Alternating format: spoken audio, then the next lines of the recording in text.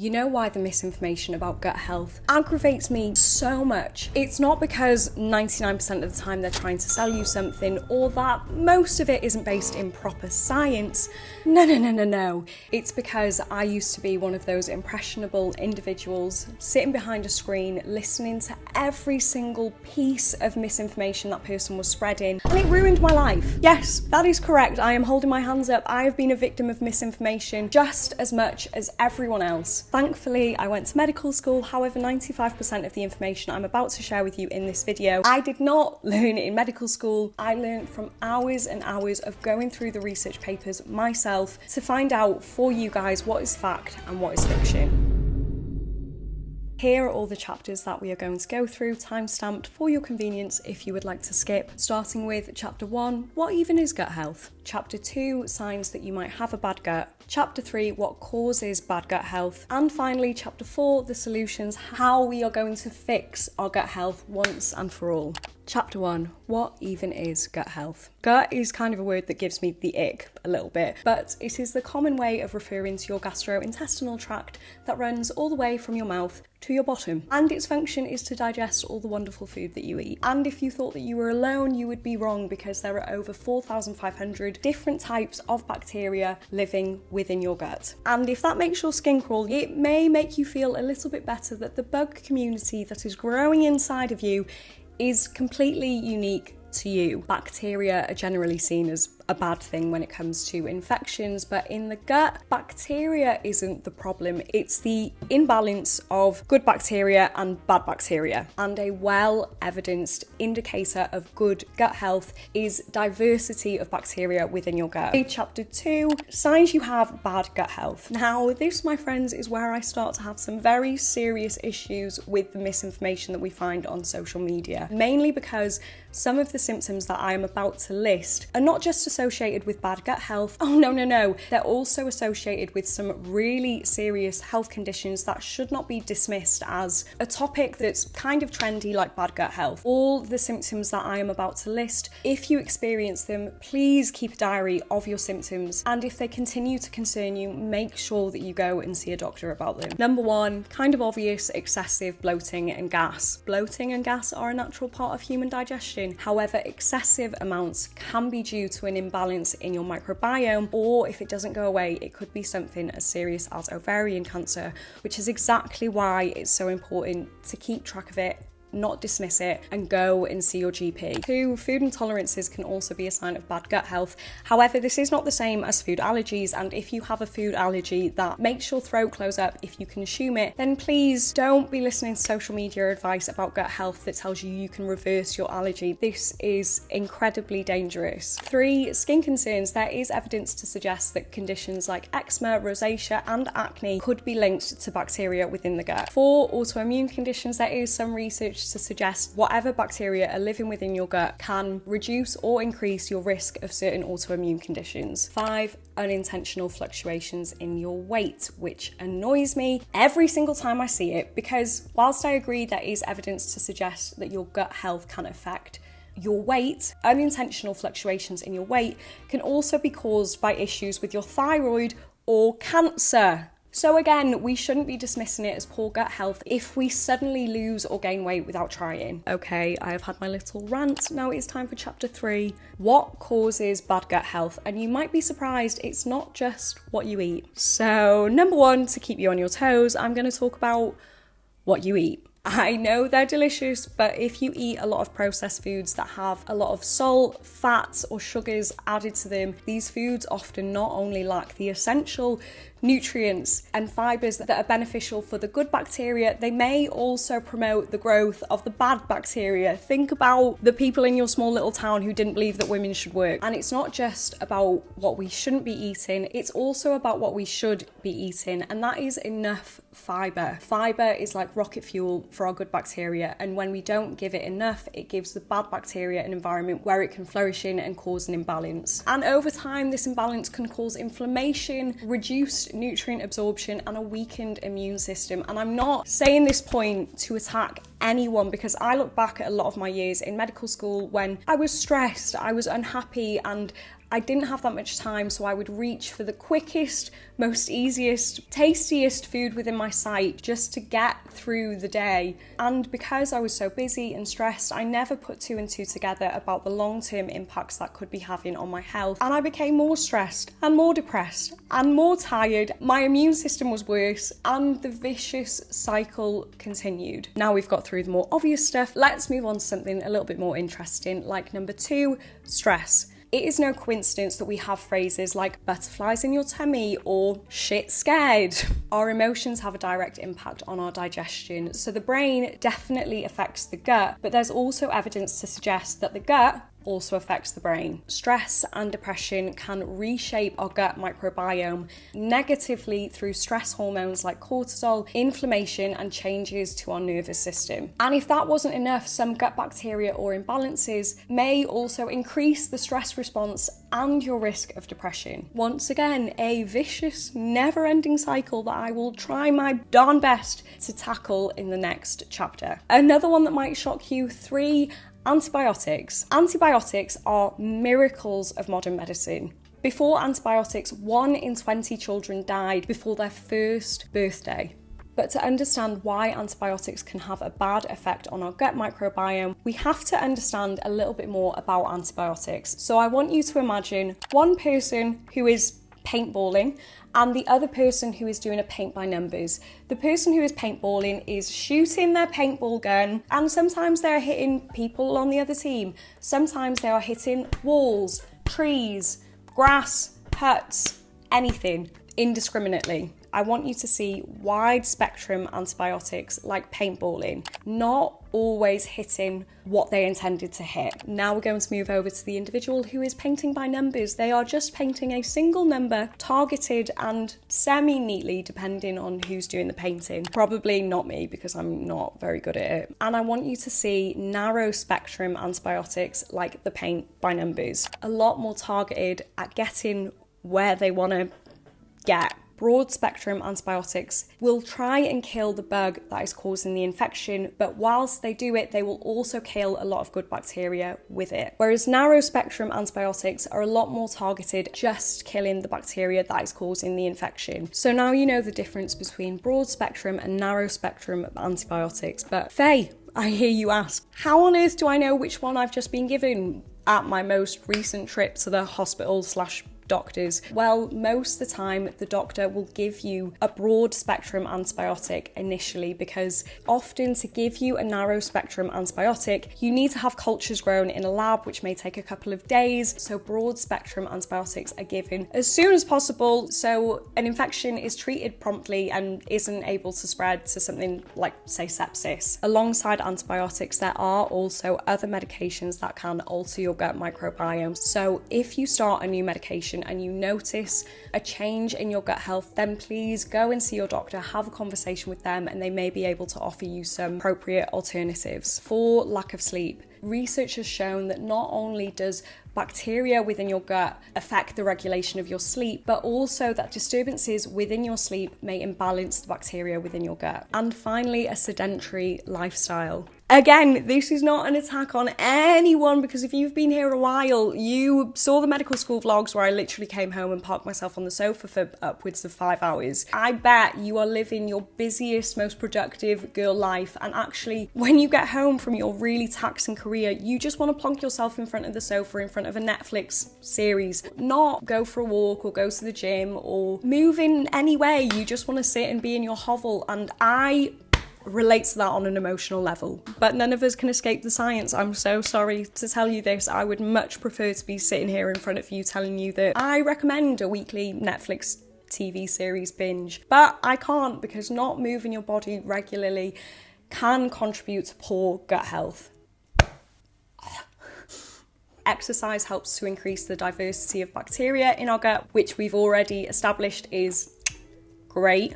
And being sedentary, aka just sitting still, can slow down our digestion, leading to constipation, which, you guessed it, also has a poor impact on our gut health. So I hear you saying, Faye, you've given us all the problems and none of the solutions. So chapter 4, how to fix our gut health. And first things first, I want to ban the use of the word fix, because some evidence has suggested that only days after you change your diet, your gut microbiome alters, which is great because that means you have the potential to quite quickly improve your gut microbiome, but it also means that you can quite quickly backtrack on that improvement. This isn't a quick fix, I'm sorry. And if anyone on the internet tries and tells you that there is, I bet it is a supplement or a course that they are trying to sell you. So step away from the food intolerance tests and apple cider vinegar and colon cleanses, because these are some practical, evidence-based steps to actually improve your gut health over the course of your life. Number one, I'm so sorry, I'm starting really boring and basic once again. Eat more fiber, fruits, veggies, legumes, nuts, whole grains, seeds. 2, eat less processed foods. Less. I may be a doctor, but before I was a doctor, I was a 16-year-old girl with very disordered relationships with food and her body. And I know firsthand that restriction does no good for anybody. And I also know that big, drastic changes are not the way to solidify good long-term habits for our health. Foods with added salts, sugars, and fats are not good. There's no getting around that. However, they are part of 21st century life. They are everywhere we look. They are being shoved down our face by intelligent marketing companies, and completely cutting them out of our diet is very difficult, especially if we've already had a sweet, sweet taste of smoked paprika Pringles.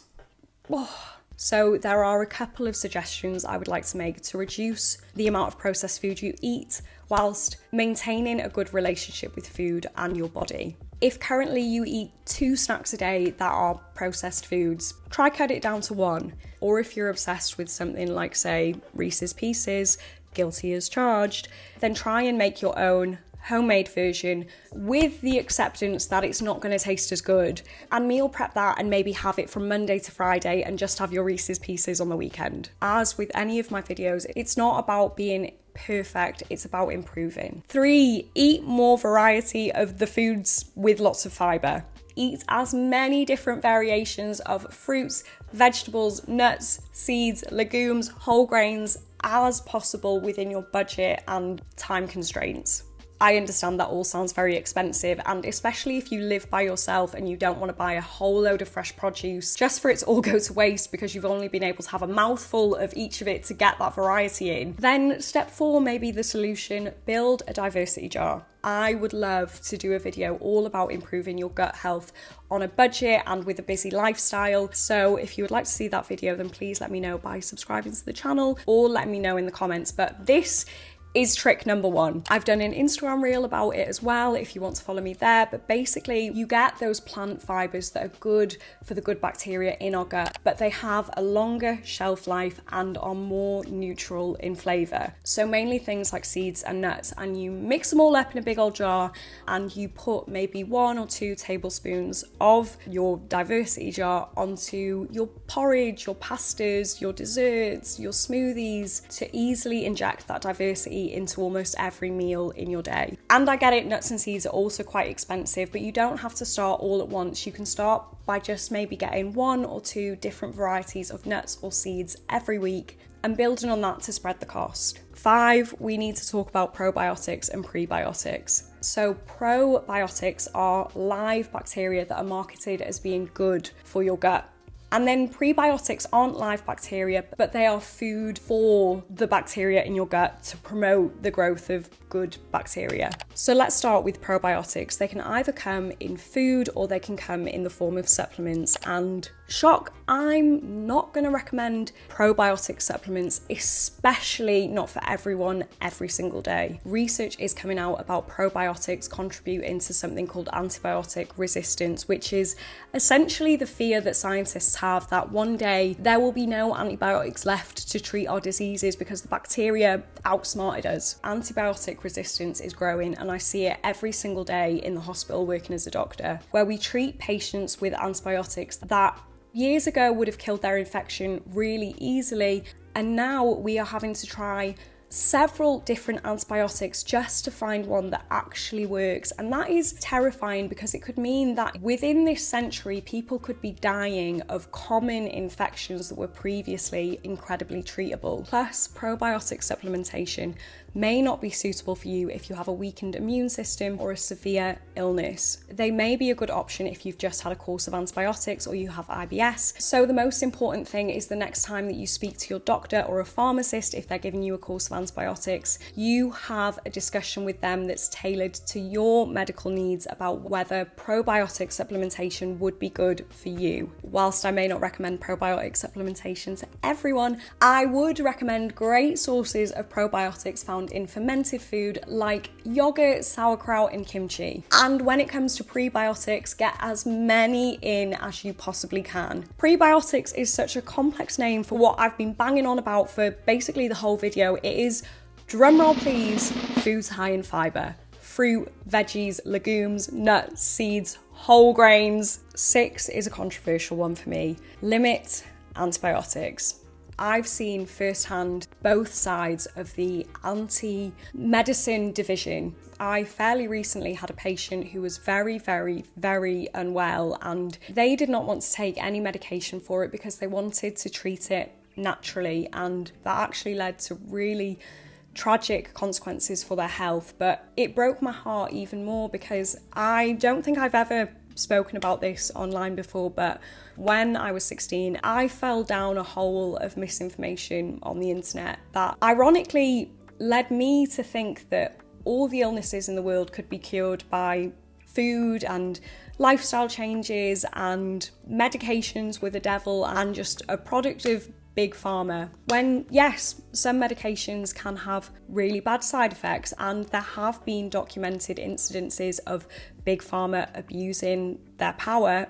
Just look at oxycodone. But modern medicine is also the reason that we're all more likely to live to see our 70th birthday and be happier and healthier when we get there. So on one hand, I've seen people not wanting to take medicines that would highly benefit them. I've also seen patients beg doctors for antibiotics to treat illnesses that would have gone away in a couple of days without any medication. And as a patient myself, I have gone into the doctors and begged for antibiotics, and the doctor said to me, please just try and stick it out. And then 2 days later, I was in hospital with sepsis, hallucinating Lego being built around me, which was like really fun.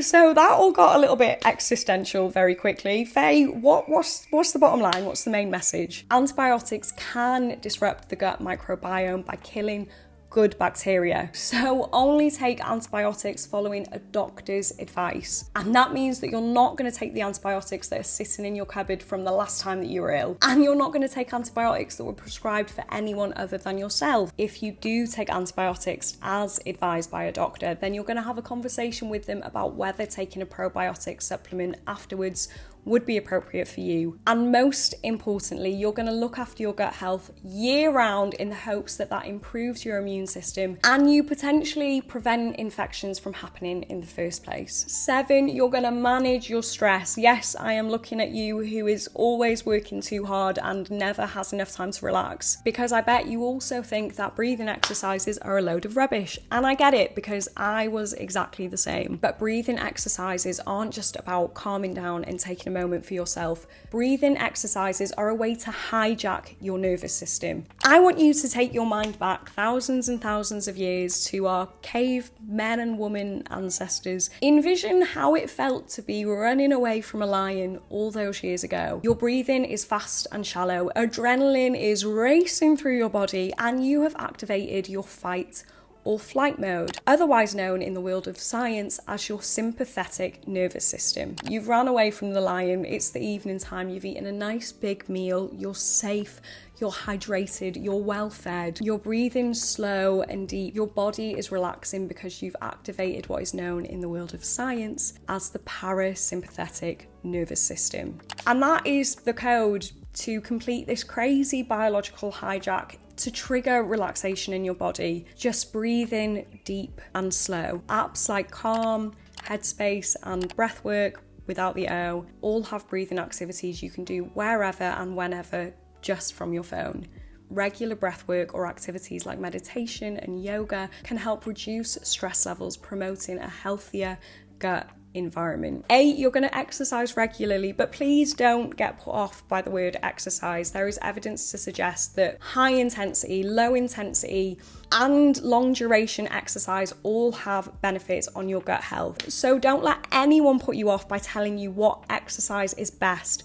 Move your body in a way that feels right for you. Regular physical activity promotes gut health by increasing the diversity of gut bacteria, improving digestion and reducing inflammation. Finally, get enough sleep. I have a full video either out now or coming out soon, all about the nighttime habits that have completely changed my life. So if you don't want to miss it, then make sure you subscribe and pop the notifications on. If you're struggling on getting to sleep, there will be loads of helpful tips on that video. But in the meantime, try and aim for 7 to 9 hours of quality sleep every single night to improve your gut health. If you enjoyed this video, you may also enjoy this video about how I stay fit and healthy whilst working a full-time job, or this video that has been specifically recommended just for you based on what you're interested in. If you enjoyed the video, please don't forget to like, comment, subscribe. I hope you have a wonderful, wonderful, wonderful week, and I will see you in the next video.